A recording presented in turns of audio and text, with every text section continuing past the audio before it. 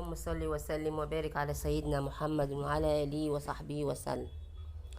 ازيكم حبايبي، عاملين ايه؟ وحشتوني. ربنا يبارك لي فيكم وفي اولادكم وفي ازواجكم، اللهم امين. دعوة مستجابة ان شاء الله. بصوا، النهارده موضوع صعب شوية، بس انا يعني هقول لكم الموضوع وانتوا تقولوا رأيكم لصاحب الموضوع. واحد متجوز بقاله حوالي يعني فترة معينة، معاه 3 ولاد. امه هي اللي عايشة، والده مات بعد جوازه بشهرين، فاضطر ياخد امي تقعد عنده. قعدت سنة واتنين، مراته بعد كده ابتدت تزمزق، ابتدت مش عايزاها. خدها وديها بيتها. انا مبقتش قادرة على الخدمة، كفاية عليا ولادك. ابتدت تعمل له قلق. ابتدى يتضايق في شغله، وترته. الست طيبة وغلبانة على كلامه، يعني الست الكبيرة يعني طلباتها مش كتير، وبتبقى قاعدة في حالها يعني. ف طبعا اضطر طبعا من زنها وقلة حيلته معاها، لان هي قوية شوية، انه يمشي امه من البيت ويوديها بيتها، ويوصي جارتها عليها انها تاخد بالها منها.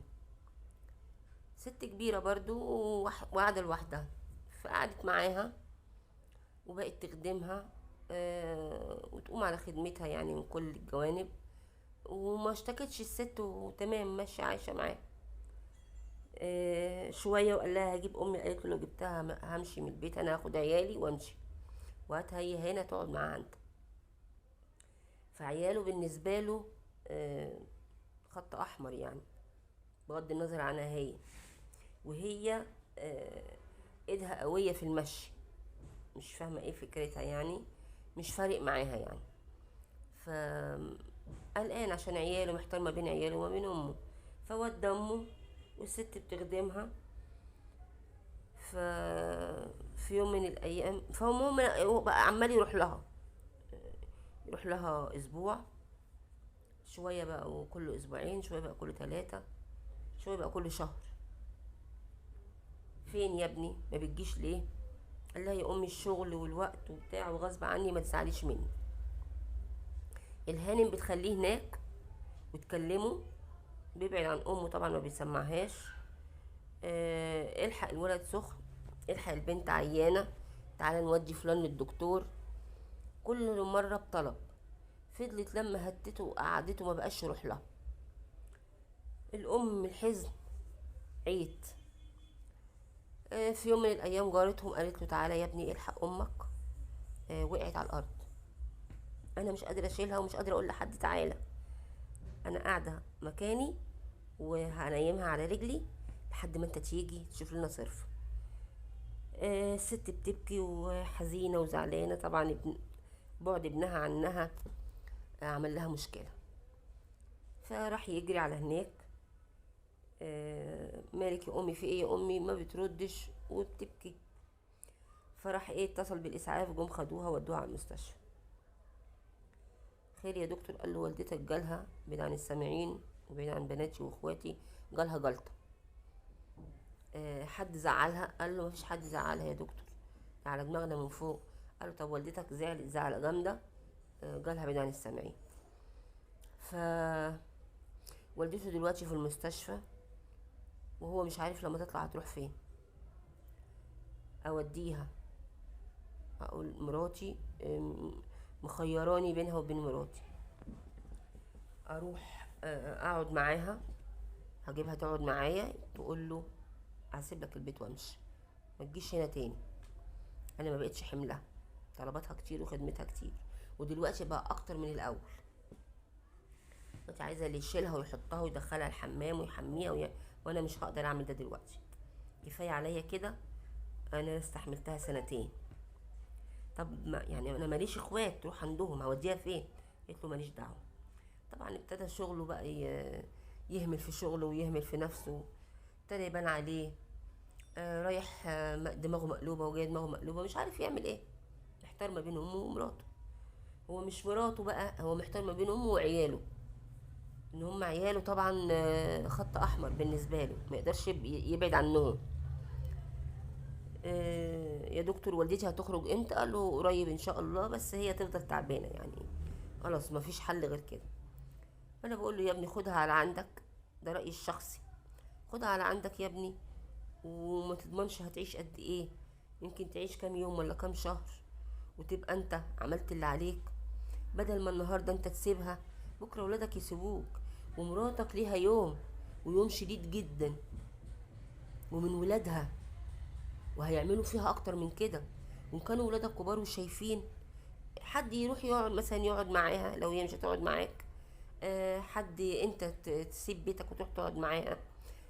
هو في مشاعر يعني بتضارب بعضها، هو مش عارف يعمل ايه. فانا قلت له خدها عندك. في ناس قالوا له لما طرح مشكلته، في ناس قالوا له روح خدها وروح بيتها واقعد معاها وسيبك من مراتك، وتتطلق تتطلق تتفلق. طب ولادي، ما هو ولادي عايزين اب يربيهم، طب ما هو امك عايزه ابني يشيلها ويخدمها. فبيقول بالله عليكم طب انا اعمل ايه؟ جارتهم قالت له هاتها عندي في شقتها وانا اقعد معاها اخدمها. قال لها مش هينفع، خلاص هي بقت وضع حرج. الاول كان ممكن تروح هنا او تروح هنا في حدود الشقة، دلوقتي لازم حد يشيلها ويحطها وتبقى تقيلة عليك، لازم نبقى موجود. ومراتي عامله لي مشاكل وانا مش عارفه اودي امي فين. تروح وديها دار مسنين. قال لها انت ترجع انني امك لو عيت ترضي توديها دار مسنين؟ قالت له لا طبعا ماما ما تروحش. قال لها امال امي تروح ليه؟ فانا شايفه ان دي ما تنفعش تكون زوجه، لان هو نفسه لو وقع مش هتقف جنبه.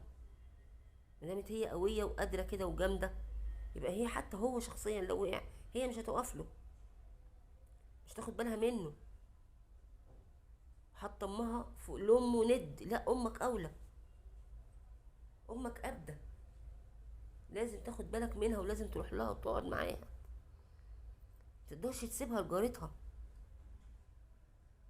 سيب الدنيا كلها وروح لها اقعد معاها، محدش عارف هي هتعيش قد ايه، هي هتطول قد ايه عشان انت عايز تسيبها دلوقتي.